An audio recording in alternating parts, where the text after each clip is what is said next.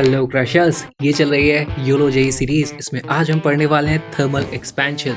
Thermal expansion क्यों होता है, क्या होता है, किस तरीके से उसको कैलकुलेट करते हैं, सॉलिड्स में कैसे काम करता है, गैसेस में कैसे काम करता है, लिक्विड्स में कैसे काम करता है, वाटर के साथ कुछ अलग स्पेशल क्यों हो जाता है, और बहुत सारे क्वेश्चंस भी हम सॉल्व करने वाले हैं। बड़ा मजा आने वाला है। मेरा नाम है विक्रांत किरार और अब इस वीडियो को स्टार्ट करते हैं।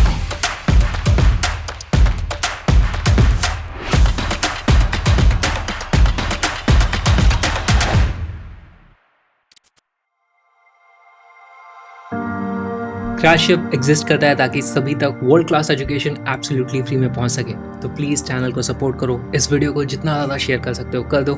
इस क्यूआर कोड को स्कैन करके आप मुझे डायरेक्टली सपोर्ट कर सकते हो, जिससे मैं और ज़्यादा वीडियोस बना पाऊँ जो आने वाली कई जनरेशन तक बहुत सारे स्टूडेंट्स की मदद करेंगे। सो प्लीज़ सपोर्ट क्रैशशिप। कुछ लिंक्स डिस्क्रिप्शन में भी हैं, आप उनको भी चेकआउट कर सकते हैं। और अब इस वीडियो को स्टार्ट करते हैं।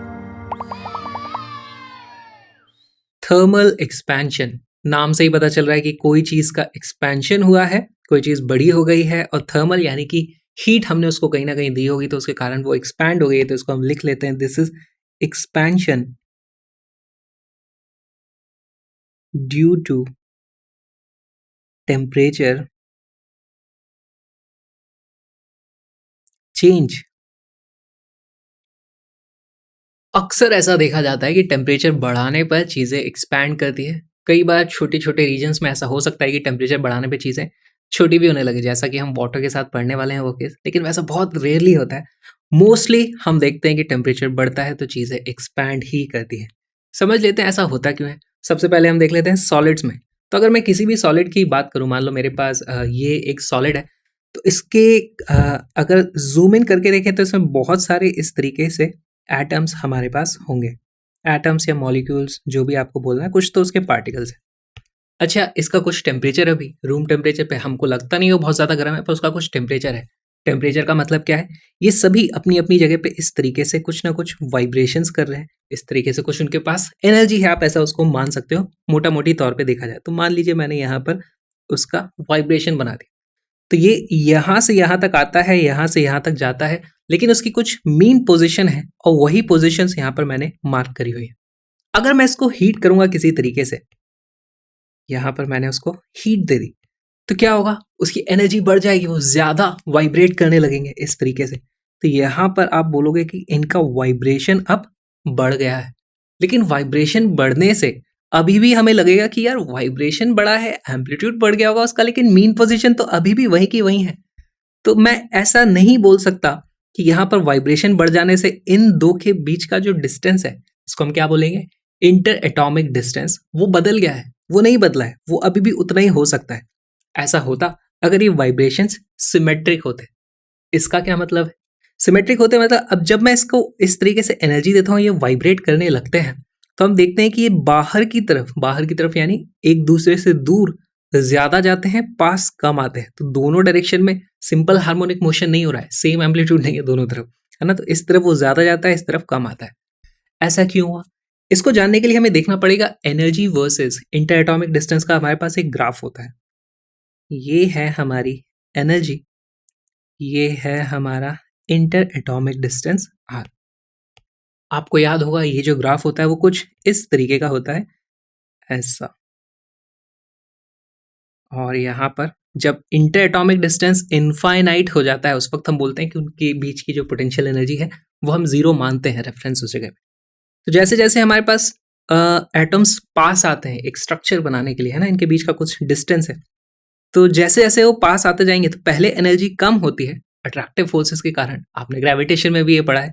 लेकिन उसके बाद एक लेवल के बाद एनर्जी बढ़ने लगती है, क्योंकि वहां पर रिपल्सिव फोर्सेस बहुत ज्यादा हो जाते हैं। तो अगर मैं बात करूं, यहां पर मुझे एक मिनिमा दिखाई दे रहा है, यानी ये हमारी मीन पोजीशन होगी जिस वक्त सबसे कम एनर्जी होगी। यहां पर हमारे पास एक पोजीशन आ जाती है, इसको मैं बोल दूंगा दिस इज आर नॉट।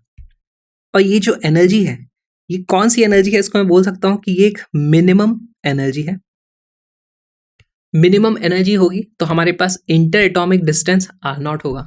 और मिनिमम एनर्जी मान लो ये कब होती है? ये होती है 0 केल्विन पर। 0 केल्विन एब्सोल्यूट जीरो टेम्परेचर जो होता है, जो हम अचीव नहीं कर सकते रियल लाइफ में, लेकिन वहां पर एनर्जी एब्सोल्युटली जीरो होती है, कोई वाइब्रेशन वहां पर हो ही नहीं रहा होता है। वही 0 टेम्परेचर 0 केल्विन की डेफिनेशन है। फिर हमने उसको थोड़ा हीट किया तो हमने उसको थोड़ी एनर्जी दे दी। अब हमने उसको एनर्जी दे दी लेकिन अभी भी वो था यहीं पर। अब वो वाइब्रेट करना शुरू करेगा तो वो थोड़ा, अगर मैं इन दो की बात करूं तो या तो वो दूर जा सकता है उससे या फिर उससे पास आ सकता है। अगर यहां से मैंने उसकी एनर्जी बढ़ा दी है तो अब वो दूर जाएगा तो यहां तक आ सकता है, पास आएगा तो यहां तक आ सकता है। तो आप देखोगे दूर जाने वाला जो डिस्टेंस है यहां से यहां तक ये ज्यादा है और पास आने वाला डिस्टेंस ये एक्चुअली कम है। तो दूर आप ज्यादा जा सकते हो, पास आप कम आ सकते हो। इन दोनों के बीच की जो मीन पोजीशन होगी, मान लो हमने एनर्जी बढ़ा दी है, टेम्परेचर T1 पर हमारी एनर्जी है E1 और इस वक्त हमें दो डिस्टेंसेस यहाँ पर मिलते हैं, एक है ये यहाँ और दूसरा है यहाँ। अगर मैं मीन पोजीशन की बात करूं तो इन दोनों का मिड पॉइंट आ जाता है यहाँ पर कहीं। तो आप देखोगे ऐसे केस में हम बोल सकते हैं कि हमारा एटम भले ही वाइब्रेट कर रहा था लेकिन उसकी जो मीन पोजीशन है, पहले उन दोनों के बीच का इंटरएटॉमिक डिस्टेंस R0 था, अब वही डिस्टेंस बढ़ चुका है, R0 से थोड़ा ज्यादा हो चुका है। टेम्परेचर की वैल्यू आप थोड़ी और बढ़ा दोगे, यहाँ पर T2 कर दूं तो यहाँ पर मुझे मिलती है एनर्जी E2 और इस वक्त आप देखोगे कि हमारे पास एक्चुअली पहले की मीन पोजीशन से दूरी वाला डिस्टेंस बहुत ज़्यादा हो गया, ये वाला डिस्टेंस उतना ज़्यादा नहीं बढ़ा। तो हम कह सकते हैं कि मीन पोजीशन इन दोनों के बीच में कहीं यहाँ पर रही होगी। तो मैं मीन पोजीशन का भी इस तरीके से बना सकता हूँ, ऐसा कुछ ग्राफ आएगा। और ज़्यादा टेक्निकल डिटेल में हमें जाने की ज़रूरत नहीं है। ऐसा क्यों होता है? क्योंकि ये जो ग्राफ है ये सिमेट्रिकल ग्राफ नहीं है इस R0 के अबाउट। अगर ये यहाँ पर ऐसे परफेक्ट पैराबोला होता, ये डिस्टेंसेस बराबर होते, तो उस केस में टेम्परेचर बढ़ाने से हमारा डिस्टेंस इंटरएटॉमिक डिस्टेंस नहीं बढ़ता, लेकिन यहाँ पर बढ़ जाता है। इसको भी हम लिख लेते हैं, this is a symmetrical curve, this is a symmetrical curve. Alright, तो हमारे पास mean distance, mean interatomic distance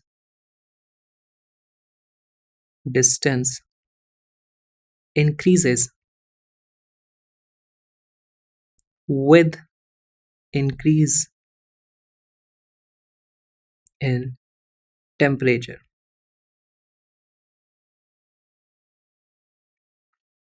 solids की ही तरह लिक्विड्स और गैसेस भी एक्सपैंड करती हैं और उसके बारे में भी अभी हम पढ़ेंगे।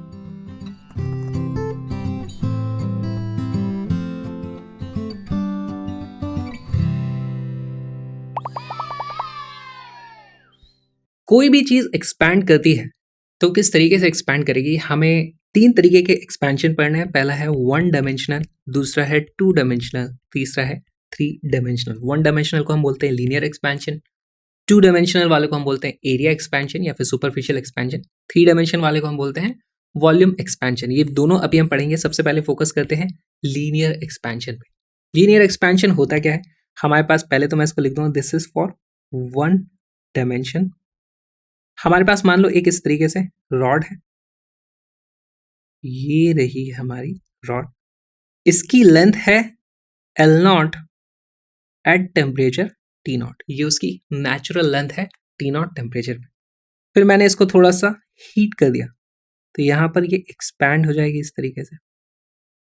हीट किया तो इसकी लेंथ बन जाएगी L0 और ये हमारे पास देखो एक्स्ट्रा लेंथ आ गई, ये वाली, इसको हम बोलते हैं डेल्टा L। टेम्परेचर क्या है इस वक्त? टेम्परेचर है T0 प्लस डेल्टा T। हमने डेल्टा T टेम्परेचर बढ़ाया, डेल्टा L0 हमारी लेंथ बढ़ गई। अच्छा, क्या मैं यहाँ पे बता सकता हूँ कुछ रिलेशन? सबसे पहली चीज़ तो हमें एक चीज़ पता चल जाती है कि ये जो डेल्टा L है वो प्रोपोर्शनल होगी डेल्टा T के। जितना ज़्यादा गर्म करोगे उतना ज़्यादा एक्सपेंशन होगा। दूसरी चीज़, अगर मान लो मेरे पास एक कोई छोटी सी रॉड थी तो उसमें छोटा सा इंक्रीमेंट होता है। अगर मेरे पास इतनी बड़ी रॉड थी तो उसमें जो इंक्रीमेंट होगा वो देखो ये वाला इंक्रीमेंट इस छोटू इंक्रीमेंट से बड़ा है, तो हमारी जो ओरिजिनल लेंथ है उसका भी फर्क पड़ता है। तो delta L is proportional to L0 भी हमें लिखना होगा। और यहीं पर हमारे पास बस दो ही फैक्टर होते हैं, बाकी एक्सपेरिमेंट करके पता चला कि और ज़्यादा फैक्टर्स नहीं है जिस रेंज में हम हमारी कैलकुलेशंस करनी है। तो डेल्टा L का फॉर्मूला आ जाता है, delta L is equal to एक प्रोपोर्शनैलिटी कांस्टेंट हमने डाल दिया multiplied by original length and delta T। यही हमारा फॉर्मूला है। ये L0 इसको लिखेंगे या फिर आप इसी को लिख लो। This is equal to L naught alpha delta T. यहां पर ये जो अल्फा है इसको क्या बोला जाता है? This is coefficient of linear expansion, coefficient of linear expansion. Alright, हमने डेल्टा एल यानी ये तो निकाल लिया। टोटल लेंथ फाइनल कितनी हो गई? फाइनल लेंथ जो हमारी हो जाती है वो हो जाती है L naught plus delta L. यहीं से मैं इसको लिख सकता हूं L naught plus L naught alpha delta T, और यहाँ पर मैं एल नॉट की वैल्यू कॉमन निकाल लूंगा तो L is equal to L naught 1 plus alpha delta T, और यही हमारा सबसे ज्यादा काम का फॉर्मूला है। यहाँ पर हमारा जो कोफिशिएंट ऑफ लीनियर एक्सपेंशन है उसकी यूनिट्स क्या हो जाएंगी? देखो यहाँ पर मैं देख सकता हूँ कि अल्फा, इसको लिख भी देते हैं, alpha is equal to delta L divided by L delta T.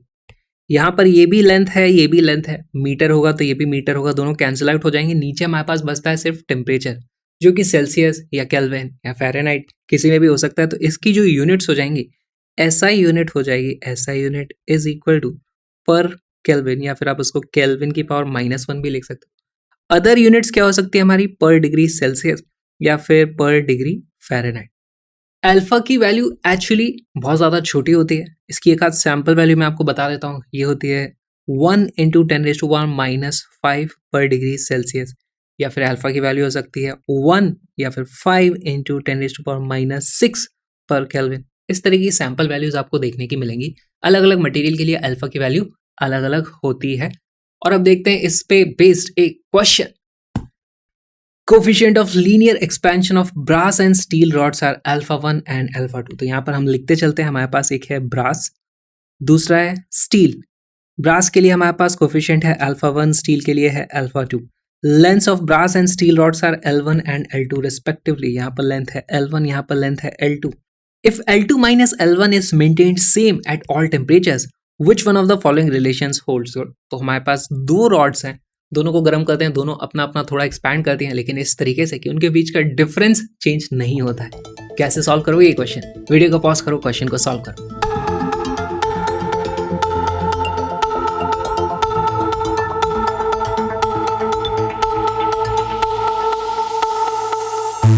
इस क्वेश्चन का करेक्ट आंसर है डी।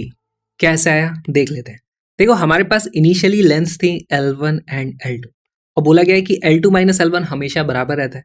तो कब बराबर रहता है? पहले उसका जो भी टेम्परेचर था उस वक्त हमारे पास ये था, एक देखो टेम्परेचर T, दूसरा है temperature T plus delta T। Temperature T पर दोनों रॉड्स की लेंथ का डिफरेंस कितना है? L2 minus L1। वो बराबर होना चाहिए। इस टेम्परेचर पे जो डिफरेंस आने वाला है वो कितना है? L2 चेंज होकर के बन जाएगी, क्या बन जाएगी? L2 × 1 plus alpha 2 delta T, minus L1 change होकर के कितनी हो जाएगी? वो भी बड़ी हो जाएगी, L1 बन जाएगी 1 प्लस अल्फा 1 डेल्टा टी। ये दोनों बराबर होने चाहिए, तो इसी से हमारा आंसर आ जाएगा। देखो सॉल्व करना शुरू करते हैं। ये बन जाएगा L2 minus L1 is equal to, यहाँ पर आ जाएगा L2 plus L2 alpha 2 delta T minus L1 minus L1 alpha 1 delta T. यहाँ आप देखोगे L2 से L2 कट जाएगा, L1 से L1 कट जाएगा। इससे हमें वैल्यू मिलती है L2 alpha 2 delta T is equal to L1 alpha 1 delta T. आप देखोगे यहाँ पर डेल्टा टी से डेल्टा टी कट जाता है, हमारे पास आंसर आ जाता है L2 alpha 2 is equal to L1 alpha 1 which is option number D. और एक सवाल देखते हैं। Two rods, one of aluminium and the other made of steel, having initial lengths L1 and L2, are connected together to form a single rod of length L1 and L2. The coefficient of linear expansion of aluminiums and steel are alpha A and alpha S respectively. If the length of each rod increases by the same amount when their temperature are raised by delta C, then find the ratio of L1 upon L1 plus L2. तो बहुत ही अच्छा सवाल है, conceptual सवाल है। Video को pause करो, question को सॉल्व करो।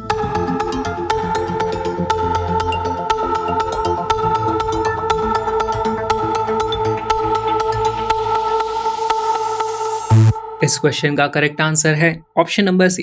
देखते हैं किस तरीके से आया। हमारे पास एक एल्यूमिनियम रॉड थी, एल्यूमिनियम, दूसरी थी हमारे पास स्टील।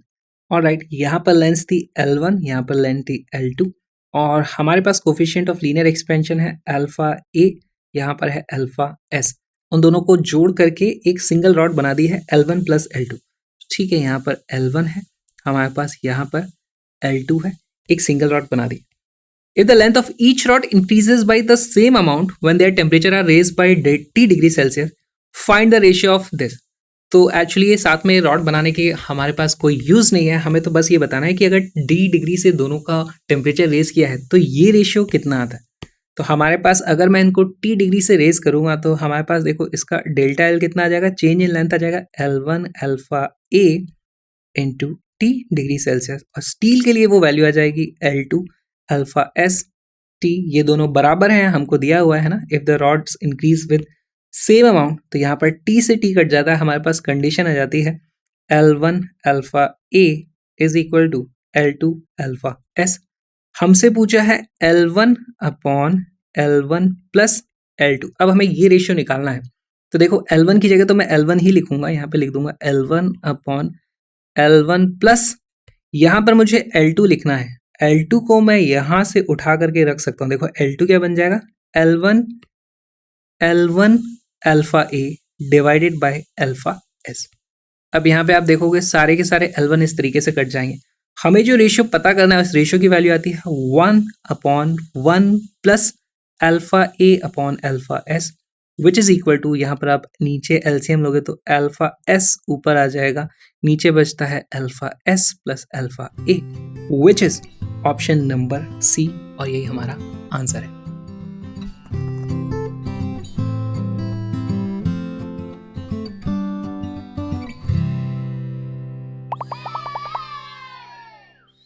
एरिया एक्सपेंशन, या फिर इसी को और एक चीज बोली जाती है, वो होता है हमारा सुपरफिशियल एक्सपेंशन।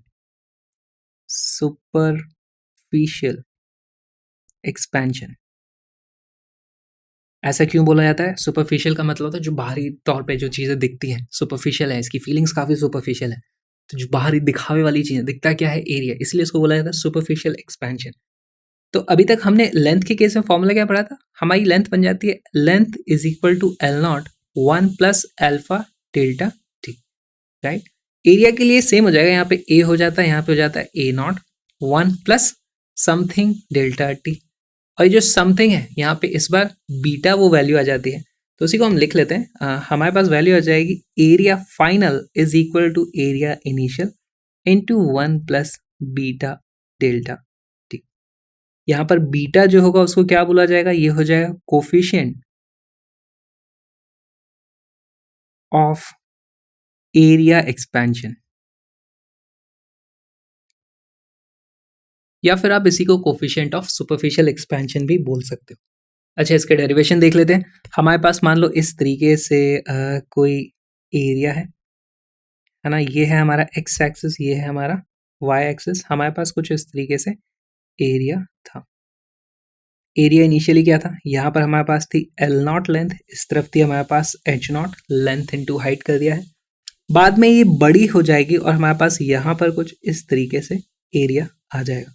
हम मान रहे हैं कि यहाँ पर हमने फिक्स किया हुआ जो भी एक्सपेंशन हो रहा है ये दूसरी तरफ जा रहा है, या फिर हम अपने एक्सेस को इस तरीके से मूव कर लेंगे। ऑलराइट, कैलकुलेशन करते हैं। देखो हमारा L नॉट जो है, हमारे पास एरिया नॉट जो इनिशियल एरिया था वो आ जाता है L not into H not, फिर बाद में हमारे पास एरिया बढ़ जाएगा, बढ़ा हुआ एरिया कितना हो जाएगा, L नॉट भी चेंज हो गया है, H नॉट भी चेंज हो गया है। L नॉट चेंज होकर कितना हो जाता है, हो जाता है L not into 1 plus alpha delta T. H not कितना चेंज हो जाता है, H नॉट हो जाएगा 1 प्लस अल्फा डेल्टा टी। यहां से इसकी वैल्यू आ जाती है, देखो L नॉट H नॉट, अंदर अब इन दोनों ब्रैकेट्स को मल्टीप्लाई करो, 1 को 1 से करेंगे तो हमें मिल जाता है 1 प्लस 1 को करो इससे, फिर ये वाले 1 को इससे करो, और फिर इन दोनों को आपस में करो, तो वैल्यू आती है 1 plus alpha delta T plus alpha delta T plus alpha square delta T का स्क्वायर, ये हमारे पास वैल्यू आती है। याद करो अल्फा की वैल्यू किस तरह की होती थी, 10⁻⁻5 पर डिग्री सेल्सियस, तो यहाँ पर वो सब वैल्यूज आ रही हैं और ये हो जाएगा हमारा 10⁻⁻10 पर डिग्री सेल्सियस के ऑर्डर का। तो इसको हम 1 के आगे डेफिनेटली इग्नोर कर सकते हैं, तो हम वही करते हैं, इसको कर देते हैं इग्नोर, अप्रॉक्सीमेटली 0 इसको बोल देंगे। और यहाँ पर हमारे पास वैल्यू आ जाती है, देखो एरिया है L0 H0 को मैं लिख दूंगा A0 1 + 2 अल्फा डेल्टा टी। यहाँ पर आप और एक चीज देखोगे, ये जो बीटा था कोफिशिएंट ऑफ सुपरफिशियल एक्सपेंशन, उसकी वैल्यू एक्चुअली लीनियर एक्सपेंशन का जो कोफिशिएंट है उसकी ट्वाइस आ जाती है। तो ये बहुत ही इंपॉर्टेंट रिजल्ट है। यहाँ पर हम लिख देंगे beta is equal to 2 times alpha, बहुत इंपॉर्टेंट रिजल्ट। और एक चीज देखो, यहाँ पर इस डेरिवेशन में हमने एक चीज अज्यूम कर ली। क्या अज्यूम कर लिया? कि इस दिशा में और इस दिशा में हमारा कोफिशिएंट ऑफ लीनियर एक्सपेंशन बराबर है। दोनों को ही हमने देखो यहाँ पर अल्फा मान लिया था, लेकिन ऐसा जरूरी नहीं है। ये सेम होता है किन मटेरियल्स के लिए? जो होते हैं हमारे आइसोट्रोपिक। फॉर आइसोट्रोपिक, आइसोट्रोपिक मतलब कोई प्रेफर्ड डायरेक्शन नहीं है, हर डायरेक्शन में चीजें बराबर हैं, इधर भी सेम अल्फा, इधर भी सेम अल्फा, इधर भी सेम अल्फा, या कोई और प्रॉपर्टी है तो सब सेम होती है ना। तो यहां पर हम लिखते हैं beta is equal to 2 times alpha. Isotropic materials कौन से होते हैं अभी पता चल जाएगा आपको। फॉर एनाइसोट्रोपिक, है ना, जो आइसोट्रोपिक नहीं है, एनाइसोट्रोपिक मटेरियल, हम बीटा की वैल्यू लिखेंगे। यहां पर देखो अल्फा इस डायरेक्शन में हो जाएगा अल्फा एक्स, ये हो जाएगा अल्फा वाई, तो ये हो जाएगा अल्फा एक्स, ये हो जाएगा अल्फा वाई, और ये अल्फा एक्स अल्फा वाई हो जाएगा। वो तो एनीवे 0 होना है, उसकी वैल्यू तो फिर भी छोटी है। तो वहां पर हम लिखते हैं beta is equal to alpha X plus alpha Y. अच्छा, इस तरह के मटेरियल्स होते भी हैं एनाइसोट्रोपिक। याद करो, कोई भी क्रिस्टलाइन मटेरियल है तो उसमें क्रिस्टल्स होते हैं ना। हमें पास पता है यहाँ पर एक एटम है, फिर उसके बाद यहाँ एटम होगा, फिर यहाँ एटम होगा, यहाँ एटम होगा, एक मान लो इस तरीके से स्क्वायर बना हुआ है। तो हमें पता है इस तरफ इंटरएटॉमिक डिस्टेंस कुछ और है, इस तरफ इंटरएटॉमिक डिस्टेंस कुछ और है, इस तरफ इंटरएटॉमिक डिस्टेंस कुछ और है, और अलग अलग तरीके के एटम्स यहाँ पर हैं। तो हमारे पास डेफिनेटली डायरेक्शन के हिसाब से डिपेंड करता है कि अल्फा कितना होगा। तो यूजुअली जो एनाइसोट्रोपिक मटेरियल होते हैं वो कौन से होते हैं? क्रिस्टलाइन, क्रिस्टलाइन मटेरियल्स जिसमें क्रिस्टल्स बनते हैं। और हमारे पास बहुत सारे ऐसे मटेरियल्स होते हैं, जैसे कि हमारा ग्लास हो गया, उसमें कोई क्रिस्टल नहीं बनता, बस मटेरियल चारों तरफ पड़ा हुआ है इधर उधर, तो वो होते हैं हमारे एनामॉर्फस।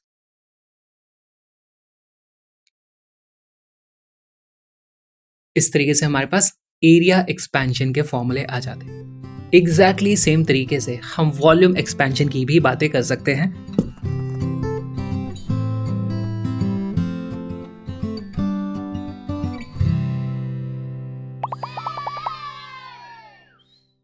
वॉल्यूम एक्सपेंशन, वॉल्यूम एक्सपेंशन में हम देखेंगे वॉल्यूम हो जाता है final is equal to V naught 1 plus gamma delta T.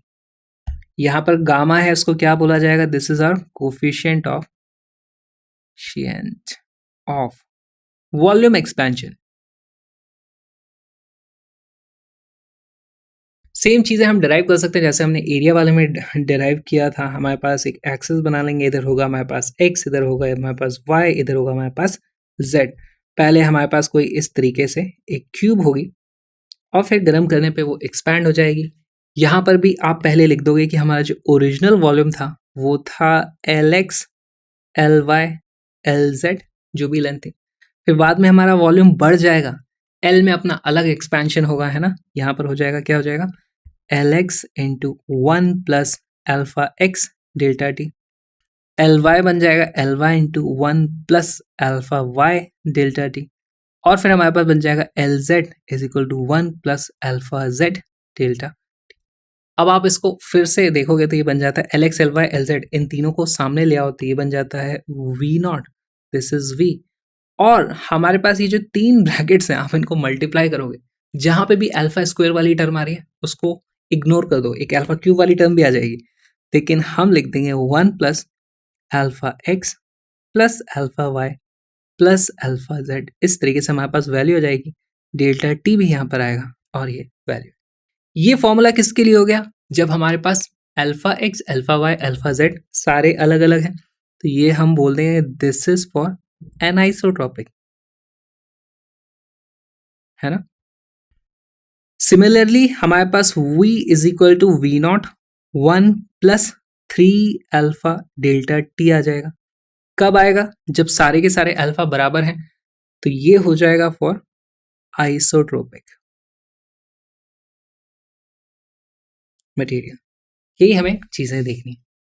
तो फॉर आइसोट्रोपिक यहाँ पर मैंने देखा, क्या देखा, एक हमारे पास अल्फा होता था लीनियर वाला, दूसरा होता था हमारे पास बीटा एरिया वाला which is equal to 2 times alpha, और फिर तीसरा हमने देख लिया अभी गामा जो वॉल्यूम वाला है उसकी वैल्यू आ जाती है 3 टाइम्स अल्फा।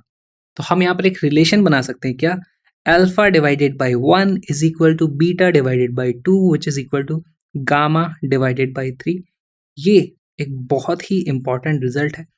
इस तरीके के क्वेश्चंस तो बहुत ही कम आते हैं, लेकिन फिर भी आते हैं। तो एक क्वेश्चन देख लेते हैं जल्दी से। A non-isotropic solid metal cube has coefficients of linear expansion as 5 into itne degree per degree Celsius along the x-axis and itne along the y and z-axis. If the coefficient of volume expansion of the solid is itna, then the value of C is। ये video को pause करो, question को solve करो।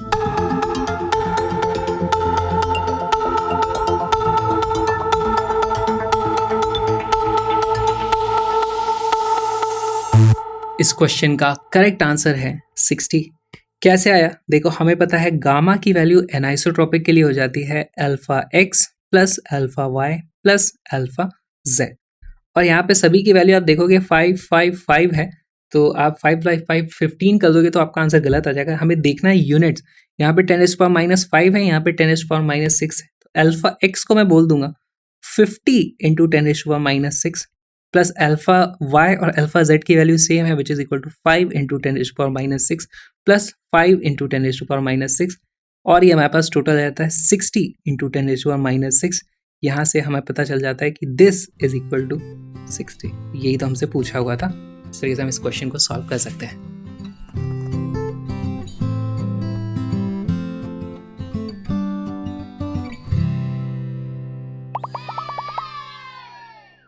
Expansion of cavity. Cavity का मतलब क्या होता है? पहली बात तो किसी भी चीज के बीच में अगर कोई होल बचा हुआ है तो कैविटी होती है। कई बार हमारे दांतों में कैविटी आ जाती है, कुछ छेद जैसा हो जाता है जिसमें खाना फंसे फंसे फिर सड़ जाता है। तो कैविटीज कभी अच्छी होती हैं, कभी खराब भी होती हैं। देखते हैं हमारे पास कैविटी या थर्मल एक्सपेंशन में किस तरीके से हमें यूज करनी है। हमारे पास एक मेटल की इस तरीके से शीट है या फिर आप इसको एक क्यूब मान सकते हो, 3 डायमेंशनल बॉडी भी ये हो सकती है। कैविटी दोनों में ही बन सकती है। इसके बीच में कैविटी है इस तरीके से।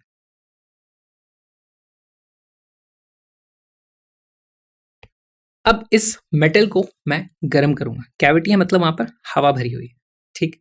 तो क्या होगा, हमारे पास मेटल एक्सपैंड होगा, ये इधर एक्सपैंड होगा, इधर एक्सपैंड होगा, इधर एक्सपैंड होगा, इधर एक्सपैंड होगा, इधर एक्सपैंड होगा, हर तरफ एक्सपेंशन होगा। अंदर की तरफ मेटल क्या इस तरीके से एक्सपैंड करेगी, करेक्ट? तो ये करेक्ट नहीं है। ऐसा में देख के लगता है कि मेटल को एक्सपैंड करना है तो यहाँ पर भी एक्सपैंड कर जाएगी, लेकिन हमारे पास जो थर्मल एक्सपेंशन होता है, आप इसको ऐसा समझो फोटोग्राफिक तरीके से होता है। तो इसको मैं जूम इन कर दूं, ऐसा आप इफेक्ट समझना है आपको।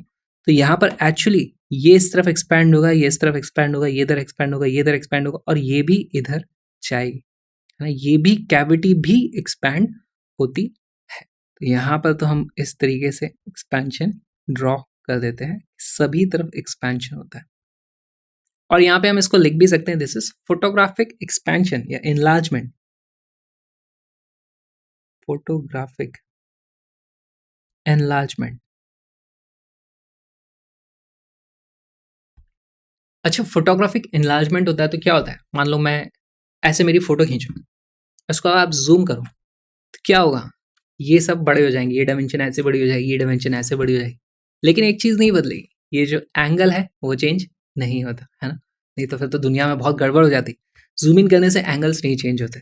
तो यहाँ पे हमें एक और चीज लिखनी होगी, every distance increases, every dimension increases, angles remain unchanged। अगर सेम मटेरियल का है, सॉलिड ऑब्जेक्ट है तो, है ना। नहीं तो और भी तरीके के हो सकते हैं। मान लो हमने इस तरीके का बना दिया जहाँ पे हिंज लगे हुए हैं और यहाँ पर एक अलग टाइप का मटेरियल लगा दिया।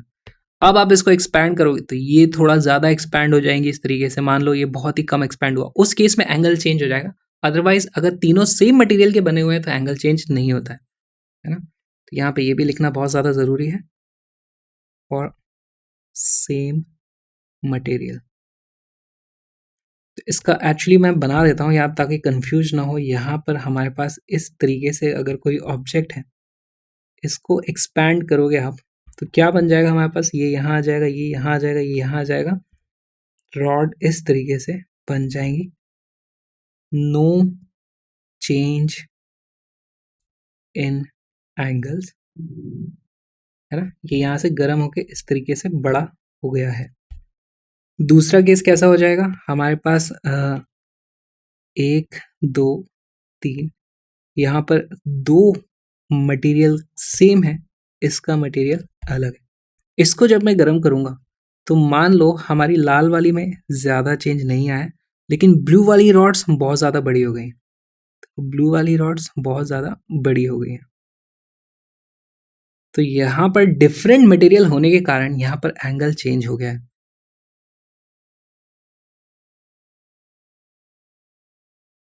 यहाँ पर हम देखेंगे this angle and this angle has changed, ये और ये चेंज हो चुके हैं। बहुत अच्छे। अब आता है सवाल, हमारे पास एक बहुत अच्छा सवाल है कि अगर मेरे पास इस तरीके से एक मेटल की शीट है, यहाँ पर हमारे पास एक इस तरीके से कैविटी है, सर्कुलर कैविटी, इसका कुछ रेडियस है यहाँ पर r। अगर मैंने इसको गर्म किया, इसको गर्म करूँगा तो इसके सारे डायमेंशन बढ़ेंगे, ये इस तरीके से बढ़ेगा, ये वाला डायमेंशन है तो वो भी बढ़ेगा, इसका रेडियस भी बढ़ेगा। तो यहाँ पर मैं इसकी अगर लेंथ लिखूँ, यहाँ पर इसकी लेंथ है l, तो लेंथ के लिए मैं क्या लिखूंगा, length is equal to L0 1 plus alpha of metal delta T. सबको समझ में आया। रेडियस के लिए क्या लिखूंगा, R is equal to R0 1 plus alpha delta T. यहां पर आप देखोगे कि बीच में कैविटी है तो वहां पे क्या भरा हुआ है हमारे पास, एयर। तो यहां पर क्या मुझे एयर लिखना चाहिए, यहां पर मुझे एयर नहीं, यहां पर भी मुझे मेटल ही लिखना है, ठीक। क्योंकि जो एक्सपैंड हो रहा है वो रेडियस एक्चुअली एक रिजिड बॉडी है, वो इस तरीके से एक्सपैंड हो रही है, पूरी की पूरी बॉडी एक्सपैंड हो रही है। आपको फील करना पड़ेगा, यहाँ पे एयर का एक्सपेंशन वाला कोफिशिएंट यूज नहीं होगा। और एनीवे एयर तो कंप्रेसिबल होती है, तो उसके छोटा अमाउंट ऑफ प्रेशर चेंज हो जाएगा उसका, उससे हमें कोई लेना देना नहीं है, हमें मेटल ही यूज करना है यहाँ पर, ठीक। आगे चलते हैं। एक छोटा सा सवाल आप लोगों के लिए, हमारे पास एक इस तरीके से शीट है, शीट में यहाँ पर एक छोटा सा कैविटी है, यहाँ पर एक बड़ी सी कैविटी है, यहाँ पर हमारे पास है एक रेडियस इस तरीके से R2, यहाँ पर एक रेडियस है R1, हमारे पास यहाँ पर लेंथ है L1, हमारे पास यहाँ पर लेंथ है L2। अगर मैंने टेम्परेचर बढ़ाया है ना, इसको अब मैंने कर दिया यहाँ पर गर्म, तो क्या होगा, सबसे पहली बात बताओ L2 में क्या होगा, if temperature is increase, L2 के साथ क्या होगा, L2 भी इंक्रीज होगी, है ना, ये इस तरीके से बड़ी हो जाएगी थोड़ी, ओके। R1 के साथ क्या होगा, R1 भी बड़ा होगा, R2 के साथ क्या होगा, वो भी बड़ा होगा। तो एक बात बताओ, यहाँ से R1 भी इधर बढ़ रहा है, यहाँ से R2 भी इधर बढ़ रहा है, तो क्या L1 छोटा हो जाएगा, L1 के साथ क्या होगा, तो L1 छोटा नहीं होगा, L1 भी इंक्रीज कर रहा है। फोटोग्राफिक जूम की तरह आप इसको समझो, एनलार्जमेंट फोटोग्राफिक हो रहा है, आप इसको जूम करोगे तो सारी की सारी चीज़ें बड़ी होती चली जाती हैं। और हम लिख देंगे यहाँ पर, क्या लिख देंगे, L2 is equal to L2 naught 1 plus alpha of metal, ये जो भी मेटल था डेल्टा। सभी के साथ वही लिखना पड़ेगा, हम R2 के लिए भी लिख देंगे, R2 की जो ओरिजिनल वैल्यू थी R2 not 1 plus alpha metal delta T. Air का यूज नहीं करेंगे, जो भी मटेरियल होता है उसी का हम यूज करते हैं।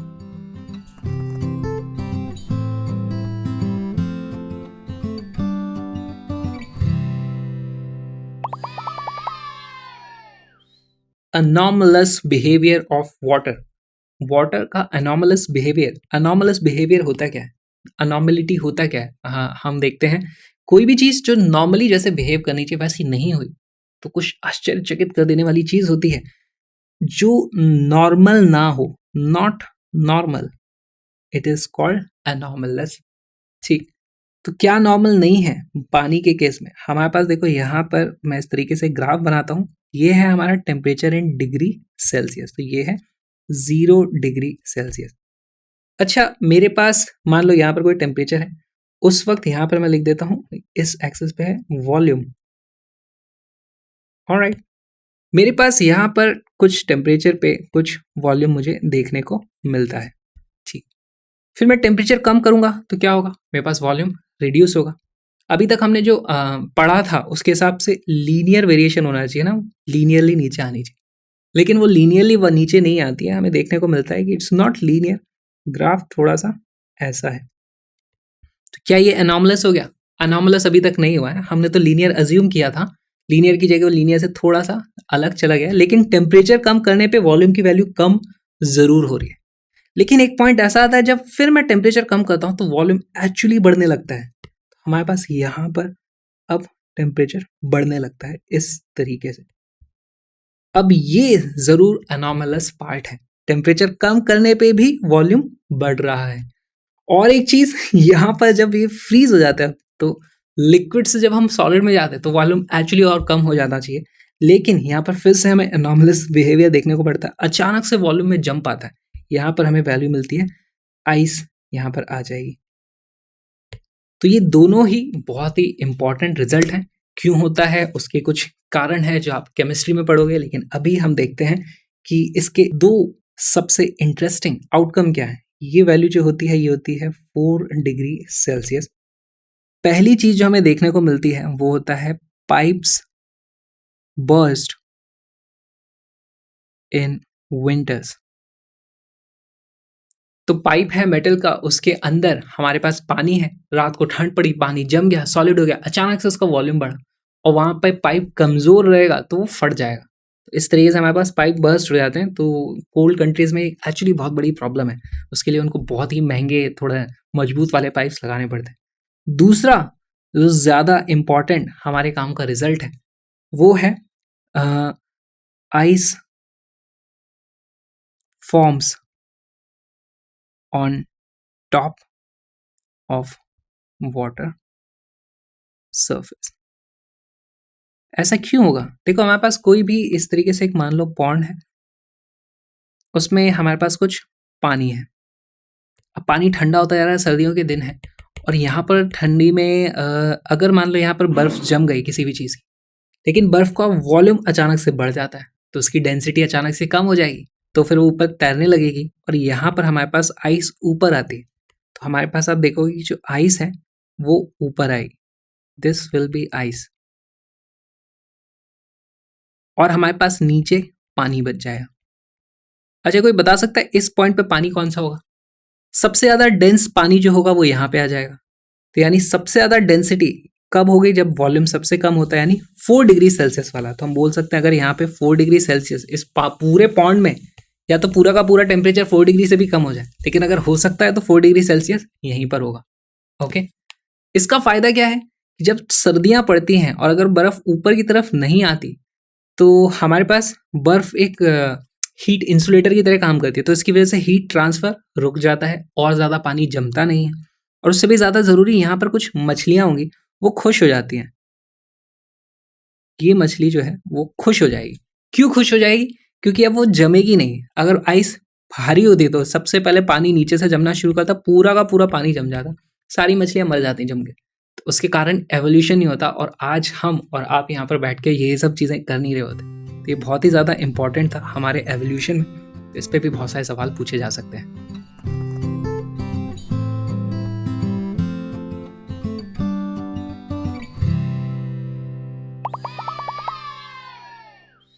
आइडियल गैस का क्या कोई लीनियर एक्सपेंशन होता है?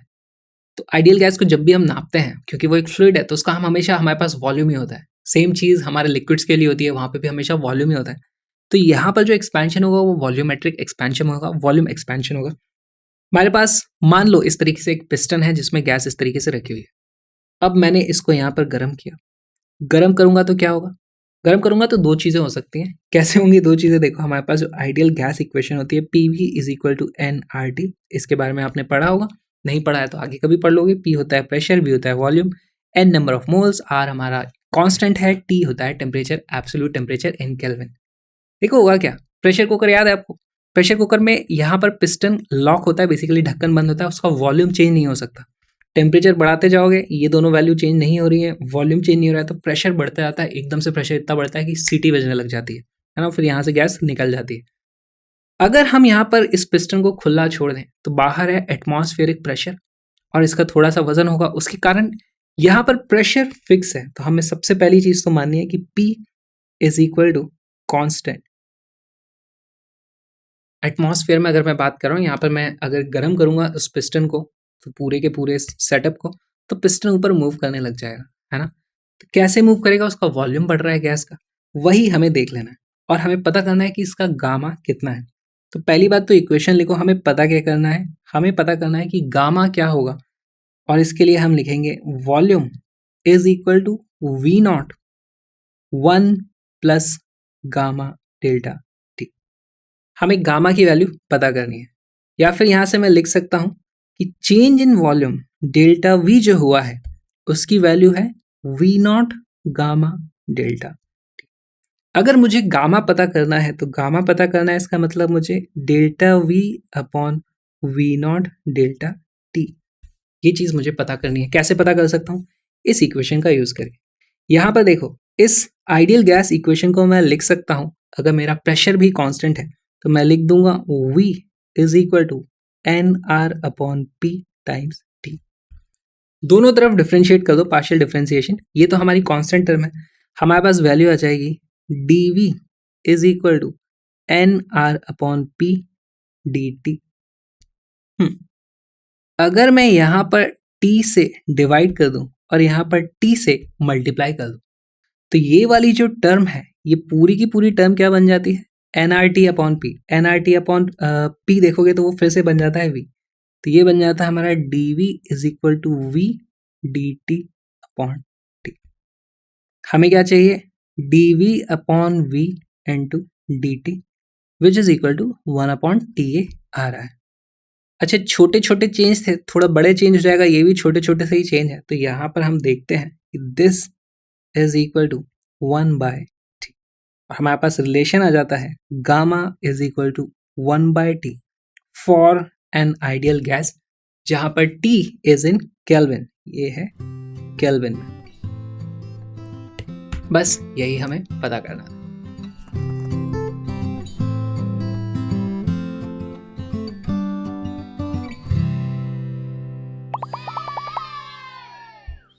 थर्मल एक्सपेंशन, हमने सारे जो कैलकुलेशन वाले पार्ट हैं वो तो समझ लिए हैं। अब इसकी कुछ एक्स्ट्रा पॉइंटर्स हैं, वो हम लिख लेते हैं कि थर्मल एक्सपेंशन जैसा ऑब्जर्व किया गया है कि सॉलिड्स में सबसे कम होता है, उससे ज़्यादा होता है लिक्विड्स में, और उससे भी ज़्यादा होता है गैसेस में। यहाँ पर जब हम बात कर रहे हैं तो लिक्विड्स और गैसेस के लिए लीनियर एक्सपेंशन, सुपरफिशियल एक्सपेंशन, उन सब का कोई मतलब नहीं होता। सब फ्लूइड्स हैं तो उनका वॉल्यूम होता है, तो यहाँ पे हम वॉल्यूमेट्रिक एक्सपेंशन की बात कर रहे हैं। दूसरा पॉइंट जो हमें देखना है कि alpha, beta and gamma are independent of units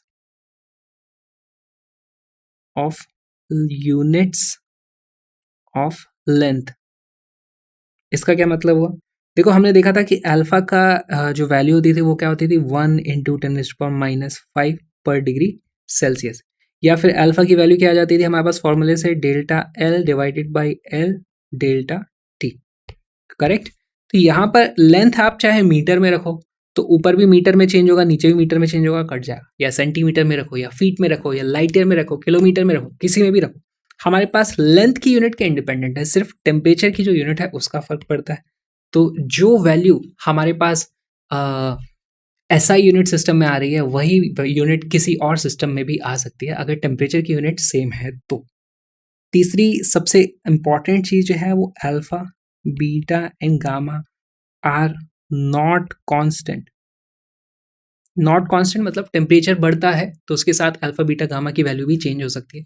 या फिर हम एक ऐसा कॉम्पोजिट मटेरियल बना सकते हैं, उसमें बोल सकते हैं कि यहाँ पर अल्फा कुछ और था, फिर इधर अल्फा कुछ और था, थोड़ा थोड़ा अल्फा इधर बढ़ता जा रहा है। तो हमारे पास एक्चुअली अल्फा बीटा गामा की वेरिएशन भी हो सकते हैं, और उससे बेस्ड क्वेश्चन किस तरीके से होंगे वो वाले थोड़े से देख लेते हैं। वेरिएबल कोफिशिएंट, मान लो हमारे पास एक इस तरीके से रॉड, ये रही रॉड। अब इस रॉड में हमें कुछ एक्सिस बना देते हैं, यहाँ पे लिख देते हैं x is equal to 0, this is our x axis. यहाँ पर हमारे पास जो अल्फा होगा, हमारे पास दो तरीके के केस हो सकते हैं। पहला केस तो ये कि alpha is a function of length, है ना, या फिर फंक्शन ऑफ x, या फिर दूसरा केस हो सकता है alpha is a function of temperature, या फिर तीसरा केस हो सकता है alpha is a function of length and temperature both, जो कि हमारे सिलेबस से बहुत ज़्यादा बाहर हो गया, उसको हमें नहीं पढ़ना। ठीक, तो हमारे पास दो तरीके की कैलकुलेशन हम यहाँ पे करने वाले हैं। अगर अल्फा एक्स का फंक्शन है तो देखो हम यहाँ पे अब हमें इंटीग्रेट करना पड़ेगा, क्योंकि इस एक्स पे अल्फा की वैल्यू कुछ और है, यहाँ पे अल्फा की वैल्यू कुछ और है, यहाँ पे अल्फा की वैल्यू कुछ और है। अभी तक हमारे पास जो फॉर्मूला होता था वो क्या होता था, delta L is equal to L naught alpha delta T.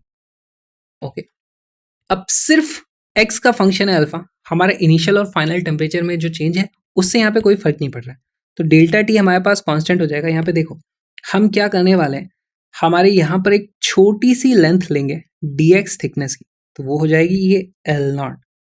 dx thickness पे हमारे पास कुछ अल्फा है, alpha as a function of x, और उसके कारण उसमें जो छोटा सा चेंज आया उसको मैं क्या लिख दूंगा, d ऑफ डेल्टा एल, छोटा सा डेल्टा एल, है ना, इज इक्वल टू, और यहाँ पे टेम्परेचर चेंज तो हमारे पास एज इट इज आ जाएगा। अब हमें इसको कर देना है इंटीग्रेट। अगर मैं इसको इंटीग्रेट कर दूं तो हमें वैल्यूज मिल जाएंगी।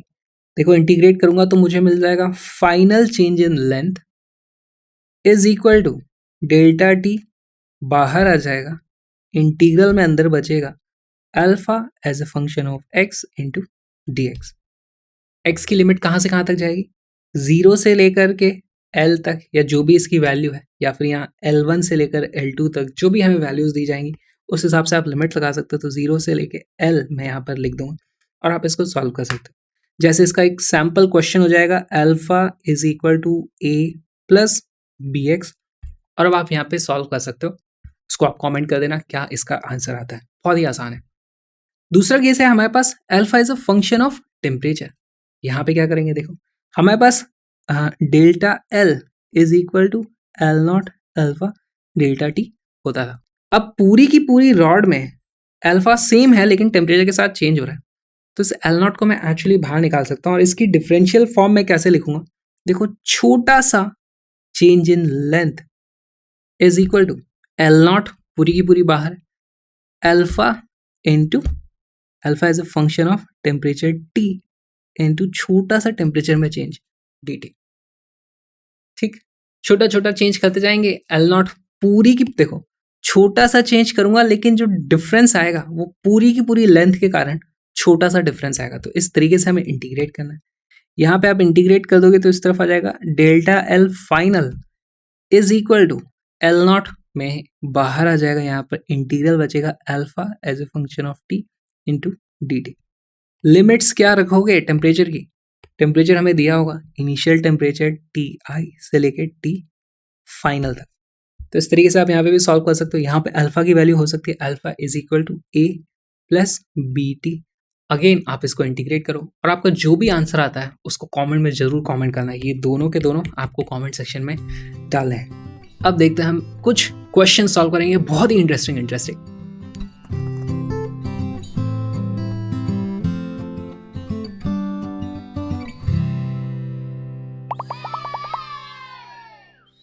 An isosceles triangle made up of thin rods is made such that distance between the apex and the midpoint of the base remains unchanged with temperature. Find a relation between L1 and L2 in terms of alpha 1 and alpha 2. तो हमारे पास यहाँ पर ये देखो एक इस तरीके से ट्राइंगल बनाया हुआ है। आइसोसेलेस है, कौन सी साइड्स बराबर दिख रही है मेरे को, ये वाली साइड और ये वाली साइड बराबर दिख रही है, लिखा हुआ है L2 सेम मटेरियल की बनी हुई है। एपेक्स और बेस है ना, एपेक्स और मिड पॉइंट का बेस। तो यहाँ पर वो डिस्टेंस कौन सा है, वो डिस्टेंस है हमारा ये वाला, ये वाली हमारी डिस्टेंस है डी। हमें बोला गया टेम्परेचर बढ़ाने पे ये एडी की डिस्टेंस चेंज नहीं हो रही है, ऐसा हो कैसे सकता है। पहले तो इस चीज को समझते हैं। देखो, अगर तीनों सेम मटेरियल की बना होती तो वो as it is zoom in हो जाता, लेकिन अब ये सेम मटेरियल की नहीं है, ये वाला मटेरियल अलग है। तो ये रॉड थोड़ी थोड़ी बड़ी होंगी, लेकिन ये वाली रॉड ज्यादा बड़ी हो जाएगी इस तरीके से। तो ये एंगल इस तरीके से खुल जाएगा और हमारे पास ले दे करके एडी की लेंथ सेम आ जाती है। तो इस क्वेश्चन को अप्रोच कैसे किया जाए, इसमें हमें ये देखना है कि एडी हमारा इंडिपेंडेंट ऑफ टेम्परेचर आना चाहिए। तो इसको हम लिखेंगे कि AD initial is equal to AD final, final या फिर आफ्टर डेल्टा टी, मैं इसको लिख सकता हूँ। ठीक, एडी की वैल्यू कितनी है, एडी की वैल्यू मुझे पता ही नहीं है इनिशियल। तो देखो यहाँ पर ये एक राइट एंगल ट्राइंगल है, एडी को मैं लिख सकता हूँ under root of L2 square minus L1/2 का स्क्वायर, पाइथागोरस थ्योरम लगा दी हमने। ये हमारे पास वैल्यू आ जाएगी L2 का स्क्वायर माइनस L1/2 का स्क्वायर इज इक्वल टू, यहाँ पर एडी फाइनल क्या होने वाला है वो भी आप लिख सकते हो, और L1 और L2 को आप वही 1 प्लस अल्फा डेल्टा टी यहाँ पर कर दोगे। दूसरी तरफ हमारे पास आ जाएगा L2 का square into 1 plus alpha two delta T का होल स्क्वायर माइनस L1 का square divided by 4 into 1 plus alpha two delta T का होल स्क्वायर।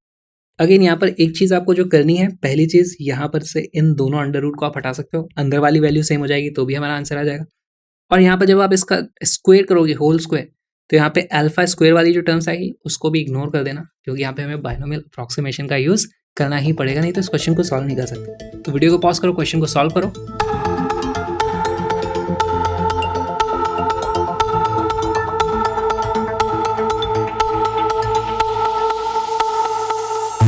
क्वेश्चन को सॉल्व करते हैं। लेफ्ट हैंड साइड में आ जाएगा L2 square minus L1 square divided by 4 is equal to, right hand side में आ जाएगा L2 स्क्वायर, अभी मैं इस वाले को कर रहा हूँ, है ना, L2 स्क्वायर, और इसको मैं लिख सकता हूँ 1 प्लस बाइनोमियल अप्रॉक्सीमेशन से ये वाली वैल्यू आ जाती है 2 alpha two delta T minus L1 square divided by 4 into 1 plus 2 alpha two delta T.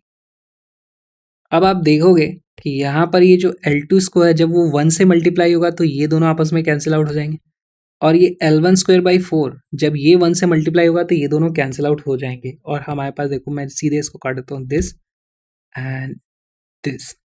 हमारे पास वैल्यू क्या बचती है, L2 square 2 alpha two delta T should be equal to L1 square divided by 4 into 2 alpha two delta T.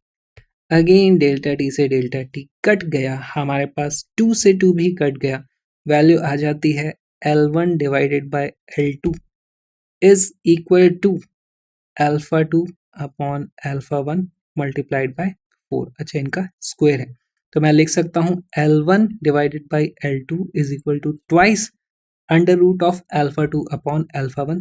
यही हमें relation है जो पता करना था। बहुत ही अच्छा सवाल था। अच्छा, क्या इस क्वेश्चन को सॉल्व करने का कोई और तरीका हो सकता है? एक और आसान तरीका है जिसमें हम कैलकुलस का यूज करते हैं।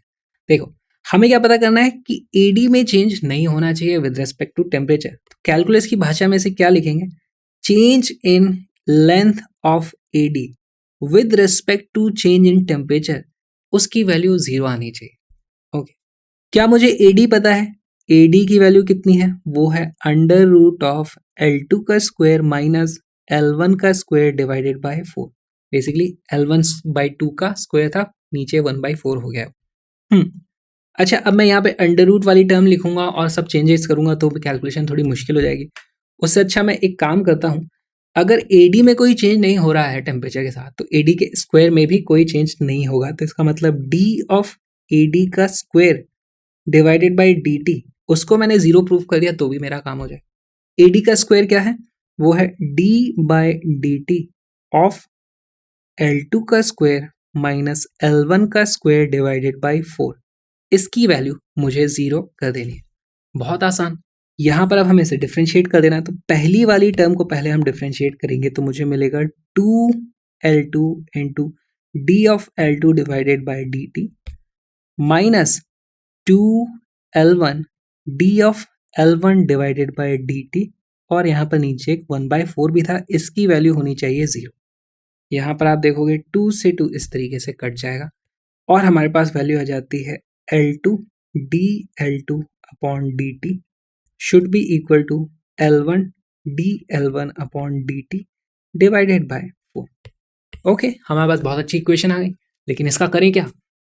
देखो, हमारे पास और एक इक्वेशन है, change in length is equal to L alpha delta T, ऐसा होता है। यहां से मैं लिख सकता हूं dl is equal to L alpha dt, छोटा सा, या फिर मैं लिख सकता हूं dl upon dt is equal to L times alpha.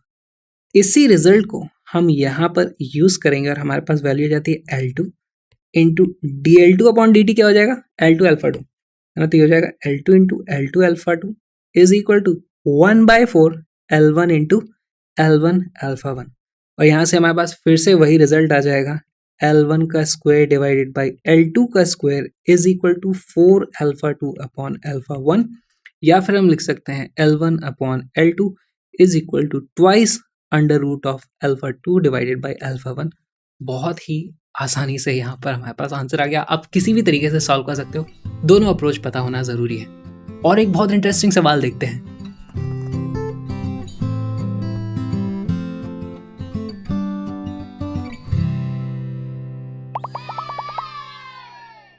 For a temperature rise of 20 degrees Celsius, a 25 centimeter long rod of metal A expands by इतने centimetre and a 10 centimeter rod of metal B expands by इतने centimetre. तो effectively हमें ये जो line है इसमें बता दिया गया है कि दोनों मेटल्स के alpha A and alpha B की वैल्यू कितनी है, हम उसे पता कर सकते हैं। A thin composite rod of इतने centimetre made up of metal A and B joined at ends expands by इतने centimetre for a temperature change of इतना।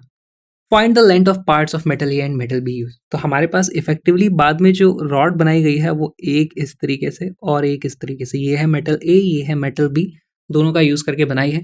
हमें टोटल लेंथ दी हुई है कि 50 सेंटीमीटर है, और इसको जब गर्म करेंगे 50 डिग्री सेल्सियस से तो दोनों का कुछ कुछ एक्सपेंशन होगा, दोनों का जो एक्सपेंशन होगा वो मिला करके 0.03 सेंटीमीटर आना चाहिए। अल्फा पता करने के लिए आपको इस पहली लाइन का यूज करना है। वीडियो को पॉज करो, क्वेश्चन को सॉल्व करो।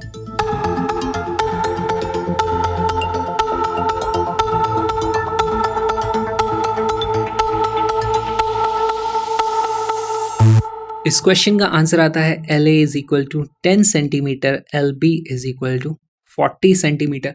कैसे आया देखते हैं।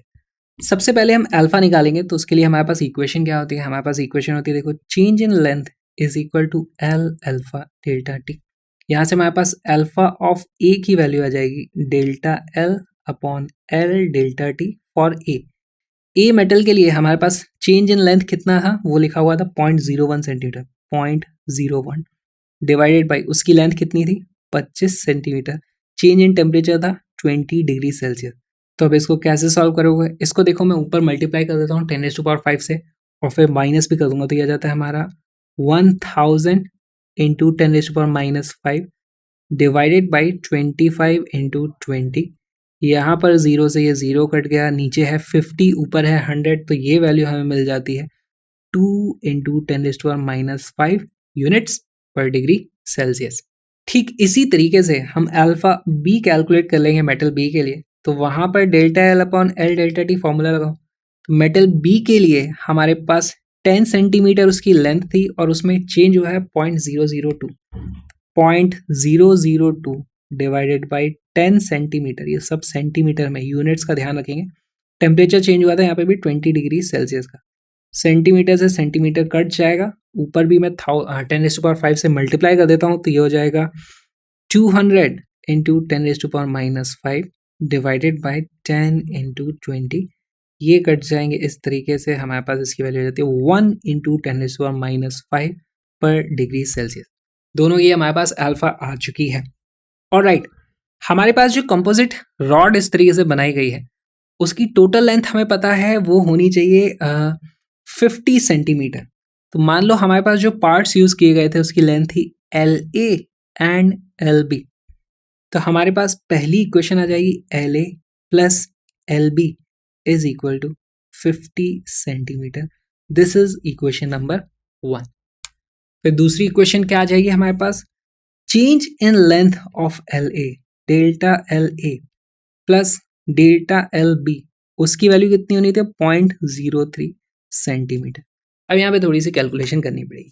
डेल्टा LA को मैं क्या लिख सकता हूँ, LA multiplied by alpha A delta T plus LB alpha B delta T, इसकी वैल्यू होनी चाहिए 0.03 सेंटीमीटर। वैल्यूज रखना शुरू करते हैं। LA अल्फा A की वैल्यू कितनी थी, अल्फा A आया था 2 × 10⁻⁻5 into 2 × 10⁻⁻5।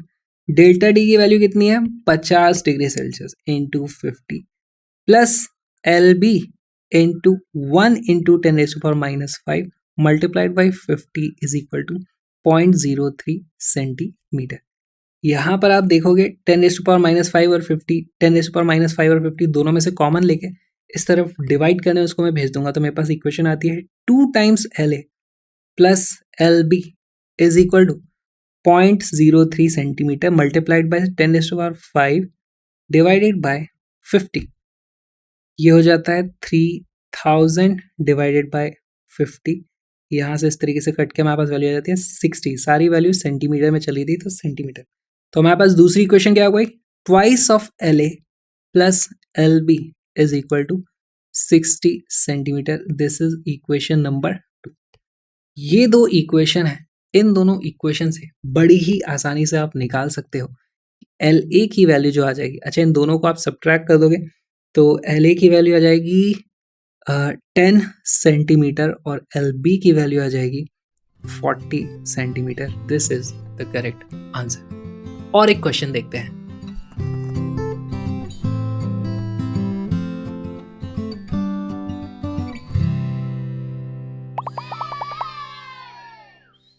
Find relative change in moment of inertia of a solid body having coefficient of linear expansion alpha as a function of change in temperature. तो पता क्या करना है, पता करना है relative change in moment of inertia. Change in moment of inertia, पहले तो moment of inertia क्या होता है, moment of inertia उसको हम लिखते हैं I से, जिसकी वैल्यू मान लेता हूं मैं mr²। क्या वो एक रिंग है जिसको mr² मान लिया हमने, नहीं, कुछ भी हो सकती है। यहाँ पे एक कांस्टेंट k भी हमने ऐड कर दिया। I की वैल्यू kmr² है। हमें पता है क्या करना है, find relative change in moment of inertia. Change in moment of inertia होता है डेल्टा I। रिलेटिव करने के लिए उसको I से डिवाइड कर दो, तो ये हो गया relative change in moment of inertia. पता करना है as a function of change in temperature. Delta T का फंक्शन हमें ये बताना है, कैसे आएगा, बहुत आसान है। देखो हमारे पास यहाँ पर इक्वेशन थी I = kmr²। यहाँ से हमें ये वाली वैल्यू निकालनी है, तो इसी को मैं डिफ्रेंशिएट करूँ तो देखो ये आ जाता है DI = km2r dr।